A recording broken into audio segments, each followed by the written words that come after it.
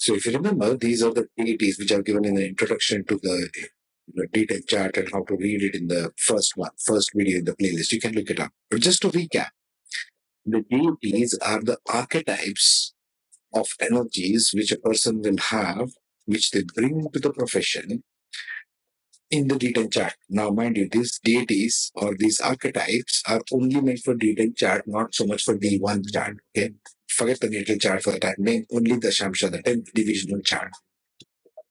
0 to 3 degrees leadership, 3 to 6 degrees strong work ethic, determined people, 6 to 9 degrees Yama, discipline, strong sense of responsibility, 9 to 12 competitive spirit, 12 to 16 excellent communication skills.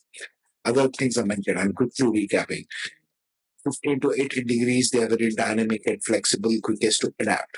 18 to 21 degrees, it's more of financial wealth, astute sensitivity, right? Accountants kind of.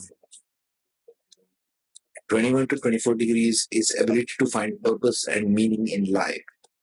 This can again, once again, apply to all kinds of professions, mind you. Just because you're in the medical field doesn't mean you're stuck in hospitals or clinics all the time. You might be able to bring a higher meaning, like Dr. Hegde in India, right? He's bringing a higher meaning to medical science. 24 to 27 degrees is intellectual capability and innovative thinking. 27 to 30 degrees is stability and long lasting success. So, mind you, all of these 3 degrees and 10 divisions in the D10 chart, the career chart, are very important to consider. So, any planet or point in those particular degrees will have a propensity, will have a drive in that particular direction. That's all it means. It will have that quality. Okay. This is very crucial to understand. So you should understand this when you're determining the qualities of the planet in a D10 chart. Now let's see Vishakha Nakshatra, what it brings to the table. So Vishakha, which falls between 20 degrees of Libra and just goes slightly into Scorpio, 3.2 degrees, mostly stands in Libra. It's the unifying force of Indra and Agni. Indra wants to help accomplish some stuff, and to his subordinate Agni, who wants to get some solution for his issues. This plays out in the career of Vishakha Nakshatra. It is very Libran in nature by default because majority of the chunk falls within Libra itself. So let's see what the themes of Vishakha Nakshatra become in terms of career, right? In D1 and D10 charts. Talents and abilities, leadership and management may excel in managerial and leadership roles. They may thrive as executives, team leaders, project managers, or positions that require decision making and guiding others towards success. The difference between different management and different nakshatras is slightly variant. In this case, in Vishakha, it will become more of team leaders because their theme is more of putting things together. Team leaders is what who brings people, a team of divergent set of talents together to work as a single unit, right? That's the team leader. So this becomes a dominant team. Also guiding others towards success because Indra guided Agni towards accomplishing something. You can look up the mythology. So this plays as a theme dominantly within Vishakha Nakshatra. Second theme is financial investment and analysis. They may excel in financial investment and analysis careers. Interesting. Libra. They may thrive as financial advisors, investment bankers, financial analysts, or in roles that involve evaluating financial data and making strategic investment decisions. You've got to look for Venus, Mars, Mercury, and Rahu for that. For the earlier one, Saturn, Jupiter, and Venus. Law and justice could be interesting for Vishakha because they want to do the right thing for everyone, very liberal in nature. They may excel in legal professions. They may thrive as lawyers, judges. I see more judges for Vishakha because they are talking to two different counselors. One is the prosecutor, one is the defender, right? Vishakha. Two things. Vishakha think of two things and trying to unify them, not to make them opposite, but trying to unify them. The Libra theme of trying to bring people together. Legal advisors, legal researchers, etc. Holding justice, yes. Advocating for the rights of others. See how Libra it is. The themes of Libra play out in Vishakha and Swati very dominantly. Chitra slightly, but Chitra is more of an artist. Sales and marketing. They excel in sales and marketing careers. They thrive as sales representatives, marketing managers, business development executives, or in roles that involve promoting products or services.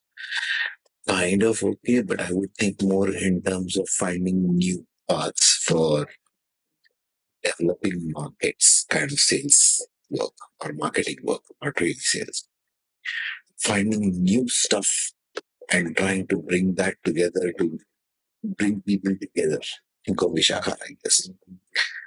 Research and development. They may excel in research and development fields. They may thrive as scientists, researchers, analysts, innovators, or in roles that involve exploring new ideas and contributing advancement in their respective fields. I would think this has more to do with the last pada, which is in Scorpio. Research is Scorpio, not so much Libra. Counseling and therapy.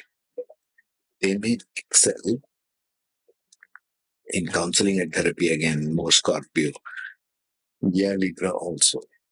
They may thrive as psychologists, therapists, counselors, life coaches, or in roles that involve providing support and guidance. Again, Indra provided support to Agni. So, yeah, there's a support factor which comes in Libra as well.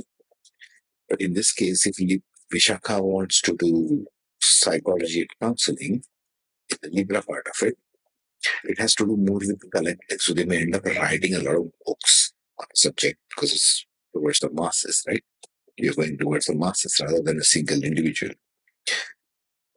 If it's in Scorpio, then it might become more individualistic. Scorpio is very individualistic. Libra is very collective. Think of it this way. Okay? Now let us see. And of course, the planets and points. Have a look at that. Let us see ascendant wise what each one brings to the table and what are the possibilities. For the Aries ascendant, there are three ascendants possible within Aries in the D10, right? Ashwini, Bharani, and Kritika. Always look at the ascendant first and then see where Vishakha is coming. That's our approach. So Vishakha comes in the seventh house, which is about others, Libra.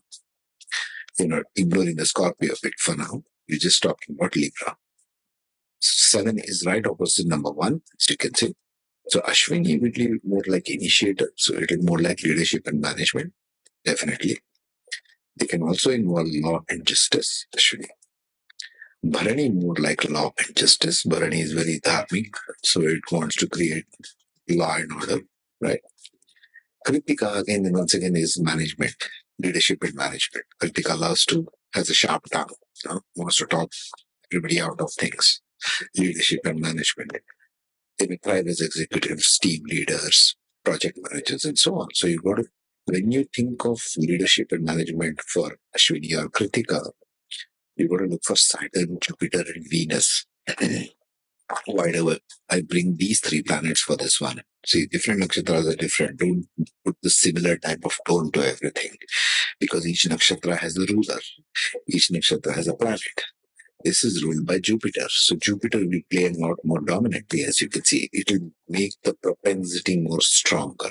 Again, look at the heart of the nakshatra whenever I do Vishakha also.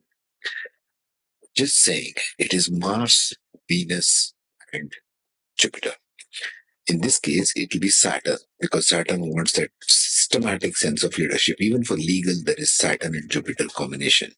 Along with Mars becomes legal, along with Venus becomes leadership and management as working for others. For the Taurus ascendant, we have three possibilities in the ascendant in D10. Kritika, Rohini, and Mrikshirsha. Interesting combination Taurus has, right? One is a Rakshasa Karma, one is Manusha, one is Dev. All three are there. So Taurus can have, typically, Taurus ascendant in D10 can have very varied professions. Okay, be careful of that. So now we have Kritika. Kritika again becomes management. Rohini is more business-like, so it becomes financial investment analysis. If Rohini is there and planets or points in the sixth house, where Vishakha is falling now in Libra, So Rohini can become what? Financial investment bankers, financial analysts, or in roles that involve evaluating financial data or that thing. You got to look for Mars, Venus, Mercury, and Rahu placement. Why Rahu when it comes to finance? Mercury and Rahu dominate.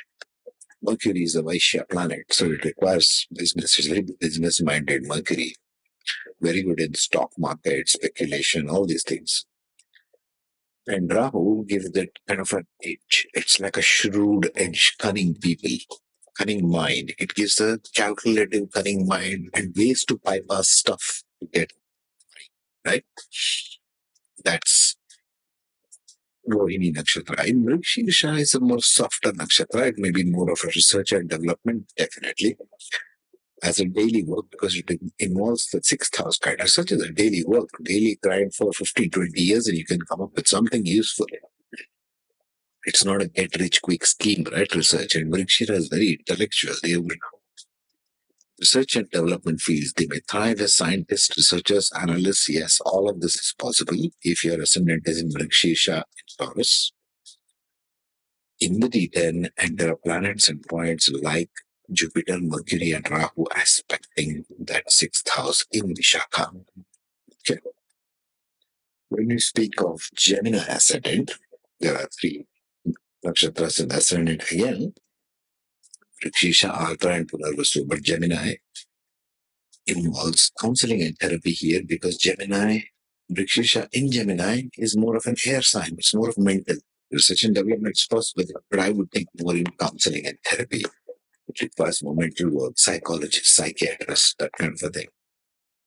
Because now Vishakha is falling under fifth house. That's for creative intelligence, highly creative. Both Punarvasu and Vrikshisha, ascendant in Gemini in the D10, and planets in Vishakha makes them highly creative intelligence. Creative intelligence there in that list is more of research and development and counseling and therapy. And those are pretty good stuff, if you ask me. Ardra Nakshatra will be definitely in research and development.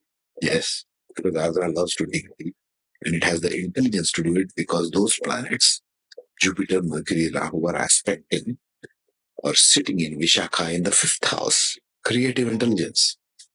And Ardra digging deep intellectual power. Okay. So the Cancer ascendant, three nakshatras in the ascendant, Punarvasu, Pushya, and Ashlesha, two Devganas or Rakshasgana. So Punarvasu more business like financial investment analysis, sales and marketing, very upstream of Punarvasu. So they can be financial analysts, investment bankers, more of analysts, I would think, because it's in the house of heart.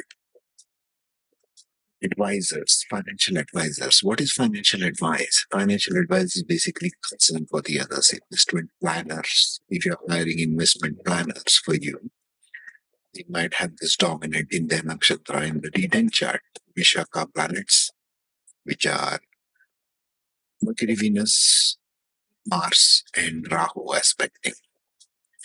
Or they may also be good in sales and marketing, sales representatives, marketing managers, business development, more like real estate agents also, especially if it is in Punarvasu and if planets are in Vishakha in the fourth house. This might definitely be a real estate agent. Okay. Fourth house is for land, real estate. In Pushya Nakshatra, it will become more about a teacher. Pushya is a teacher, leadership and management, managerial roles and leaderships. They may thrive as executives, team leaders, project managers, positions of power. Positions of power as in teaching, as in guiding. So I would even think in terms of business coaches, executive coaches, even. In Ashlesha, it becomes more of something that is intensely transformative. Counseling and therapy, heart center, fourth house. Research and development, yes, possible. That's also possible. So Jupiter, Mercury, and Rahu will give more of in Vishakha, and ascendant in Ashlesha will give more of scientists, researchers, analysts, innovators. Also, counseling and therapy, more counseling and therapy because it's a heart center. Fourth house is a heart center. So psychologists, therapists, counselors, life coaches. Life coach is different from an executive or a business coach, right? It's more of a personal touch there. And fourth house being the house of heart in Vishakha, if there are planets like Jupiter, Venus, and Moon. Moon is emotion, and fourth house is emotion. Moon shines in the fourth house. So does Venus. And this being in Libra, Venus is exalted in the fourth house. Jupiter, teacher. Okay.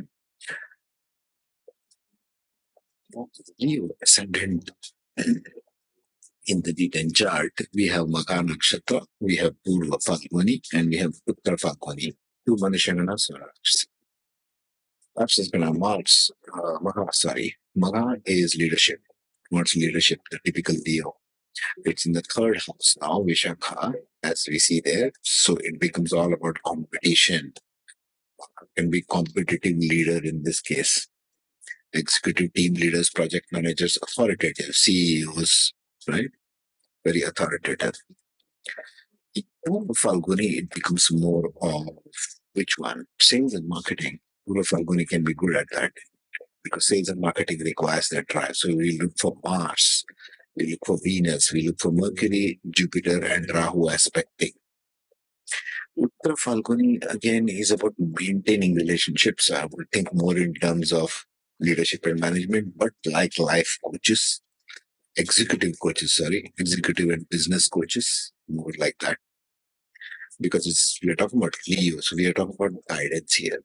The ancestral energy plays out strongly in Leo, especially in Maga, but going forward to the other ones also, because it's ruled by Sun. Sun is all about ancestry. Now, the Virgo ascendant, we have three nakshatras in the ascendant, Uttara Falguni, Pada's last pada of that, Hasta and Chitra nakshatra. Again, an interesting mix because there's Manusha, Deva, and Rakshasa, all three in Virgo possible. So, their profession might vastly vary. Now, Vishakha falls in second house of values and money making. Because it's money making, financial and investment would come to the forefront when you talk of Uttara Falguni, ascendant and D10, and planets and points like Mercury, Mars, Venus, and Rahu are aspecting that. They'll make a lot of money. When it comes to Hasta, however, it's more of handy stuff. They might be good at financial investment and analysis because now there's a square lead work. They're grounded. Hasta wants money. So financial investment analysis, that would be good because second house is also the house of earned wealth, right? When it comes to Chitra Nakshatra, they might be more into leadership and management in this case because it's a work on. Also, not so much of research and development, more of financial and leadership is what I see for Virgo because they're grounded people. They're earthly sign. So all the nakshatras also will have an early touch to them. Okay, always remember this. Nakshatras, wherever they fall, their overriding principle will always be the earth sign, air sign, fire sign, that kind of thing. Just bear this in mind.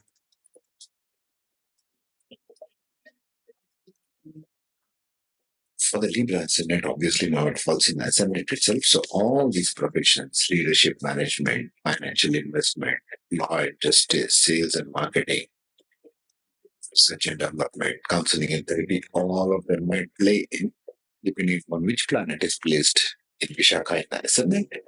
Also, the Lord of the 10th house, always keep these basic rules the same. Okay? Lord of the 10th house, where it is sitting, which nakshatra that fellow is sitting in. That's also important. For Scorpio ascendant now, Vishakha goes into 12th house. 12th house is working in the background. Who works in the background? Counseling and therapy comes to mind. Research and development comes to mind. Are not the other three, other four. Let's see the ascendant in Scorpio, Vishakha, Anuradha, and Jeshta. We put top of the list Anuradha as counseling, so you've got to watch for Jupiter, Venus, and Moon in these houses and in the ascendant. You got to watch for this. If you want to see that you are determining a counseling career, Anuradha is very concerned about it. So Anuradha is an outward going Nakshatra, which is Devgada, ruled by Mitra. So it's all about friendship. So counseling and therapy for Anuradha because it's Scorpio. For Vishakha, on the side of ascendant, and Vishakha on the side of 12th house, because this is its Scorpio now, counseling and therapy, research and development as well, because research and development involves working behind the scenes. For Jyeshtha, it becomes about leadership and management. Jyeshtha means the elder one in Sanskrit. Jyeshtha means one who wants to work, one who wants to be the guy who is the boss. Okay? Sagittarius ascendant,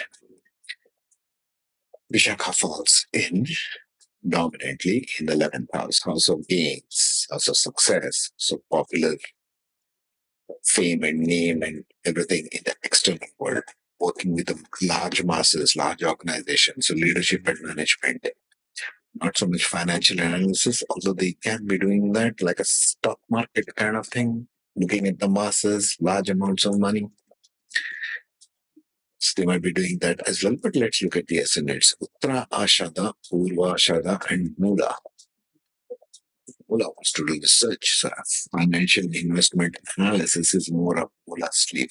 Analysis of anything is Mula. Financial advisors, financial analysis, financial analysts, so to speak, the guys who sit and predict the Wall Streets and the Mumbai Stock Exchange and the trends and everything else. That is Mula and the dominant planets in Vishakha. Be good at that. Finding solutions towards it. Uttara Ashada, okay, Purva Ashada wants to have victory. Again, leadership and management comes to mind. Judges in legal system may also be it because Vishakha is very concerned about justice. For Uttarashada, also it might be legals and justice kind of thing. Not so much sales and marketing, not so much research and development, not counseling and therapy. These are all behind the scenes kind of thing. But Purvashada, Uttarashada is all about victory, going out and getting victorious. Okay? It's a fire sign. It's in Sagittarius. The 10th sign of Capricorn within the D10, we have three more nakshatras again. Again, an interesting mix because there is Uttarashada, Shravana, and Dhanishta. Manusha, Dev, and Rakshas, all three are there. So, again, very divergent career possibilities. Rashada, once again, has to do with more management and leadership. And now Vishakha is the 10th house. Whenever a nakshatra comes in 10th house, pay attention to the Lord of the 10th and that nakshatra very carefully because this can become a dominant career path, not just bringing talents and abilities, but bringing the whole career itself like that. See, you got to remember one can have talents and abilities of varied kinds in the D10 chart. Yes, D1, Lord of the D1 ascendant, Lord of the D10 ascendant, Lord of the 10th house in both the cases, etc. But what is determining is also the talent might be there. There is a driving career path that you might follow, you might end up following. You'll bring the talents, but you'll have a different career path. That's possible. Here, Vishakha being in 10th, it becomes dominant for that Capricorn ascendant. In Shravana Nakshatra, it becomes more of teaching law and justice. Shravana is interested in law and justice. Shravana is interested in research and development. That's also possible. Okay, so you've got to watch for those planets. In Dhanishta as ascendant, Dhanishta is more creative. So which is the one which is more creative here? In terms of leadership and management, yes, Dhanishta is possible with leadership and management. It's also possible with sales and marketing. Okay. Number 11, Aquarius. Three nakshatras in the ascendant in D10, Dhanishta, Shatubhisha, and Purva Bhadrapada. Purva Bhadrapada, I would think, will be more of leadership and management. It's not so much interested in financial and investment. It can do a lot of law and justice, legal stuff, especially judges kind, because it's in 9th house. Oh, it's possible investment and banking, but that will be more to do with Dhanishta Nakshatra. Dhanishta Nakshatra ascendant in D10 and dominant points and planets in Vishakha might be investment and analysis like banking.